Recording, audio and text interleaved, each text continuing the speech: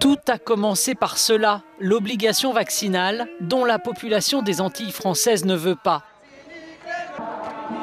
La Martinique a emboîté le pas à la Guadeloupe avec une grève générale à l'appel des puissants syndicats. Dans la nuit de lundi à mardi, forces de l'ordre et pompiers ont même essuyé des tirs d'armes à feu qui n'ont pas fait de blessés.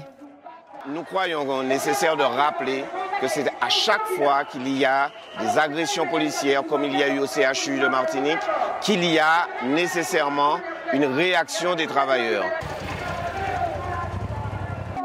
La colère n'est pas seulement liée aux mesures anti-Covid. Le malaise est plus large dans ces Antilles où le chômage et la pauvreté sont élevés. C'est aussi contre la vie chère, notamment le prix du gaz et du carburant. Le gouvernement français a redit sa fermeté face aux violences qui se poursuivent en Guadeloupe, malgré les renforts des forces de l'ordre. Il a mis aussi en avant ses efforts en direction des Antilles depuis des années.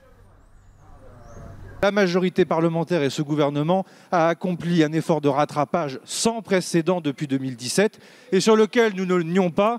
Un tel retard est à rattraper qu'il faudra continuer de le faire dans les années qui viennent. En Guadeloupe, où un tiers de la population vit sous le seuil de pauvreté, la crise sociale a explosé le 15 novembre avec des violences et des pillages. La CFDT ce mardi a regretté que la violence, la destruction des biens publics et privés ait pris le pas sur la négociation et le dialogue en Martinique et en Guadeloupe après 8 jours de grève et de manifestations.